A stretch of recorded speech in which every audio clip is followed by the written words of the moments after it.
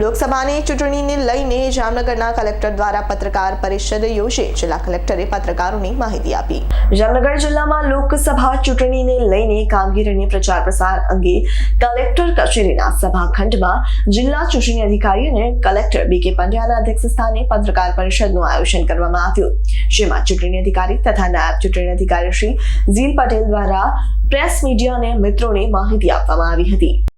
આપણા ત્યાં જામનગર જિલ્લામાં પાર્લામેન્ટરી ઇલેક્શન આખા દેશમાં પોલ શેડ્યુલ જાહેર થઈ ગયું છે અને આપણા જિલ્લામાં પણ એ કાર્યક્રમ એનો લાગુ થઈ ગયો છે. 12મી એપ્રિલ આપણો ડેટ ઓફ નોટિફિકેશન છે અને 7મી મે આપણું ડેટ ઓફ પોલ છે. આપણે તો આજથી જ જાહેરાત કરી ત્યારથી જ આપણા સમગ્ર દેશમાં મોડેલ કોડ ઓફ કન્ડક્ટ એટલે કે આચારસંહિતાનો અમલ શરૂ થઈ ગયો છે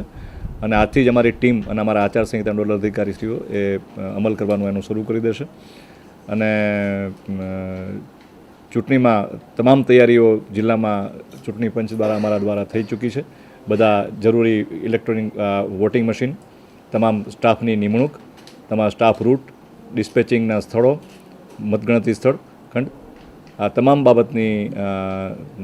તૈયારીઓ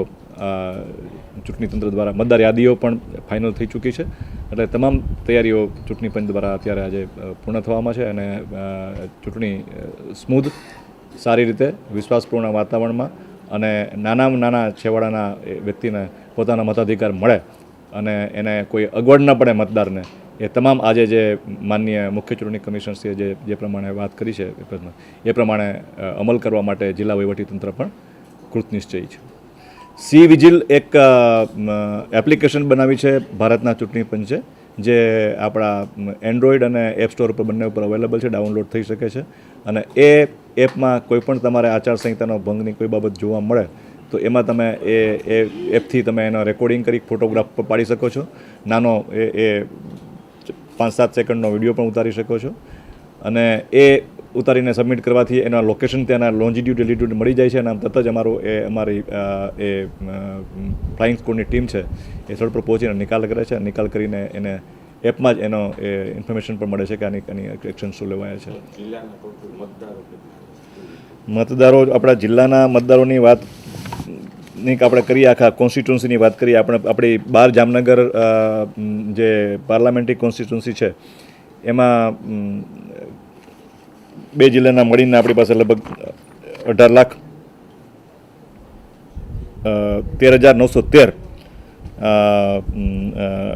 મતદારો છે અને એ તમામ મતદારોનું મતદાન થવાનું છે અને 1879 મતદાન મથકો છે એમાં મતદાન થશે અને વિધાનસભાની 7 વિભાગ આમાં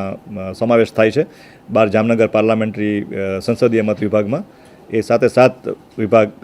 2 દ્વારકામાં મતદાર વિભાગ આવે છે, વિધાનસભા મતદાર વિભાગ, અને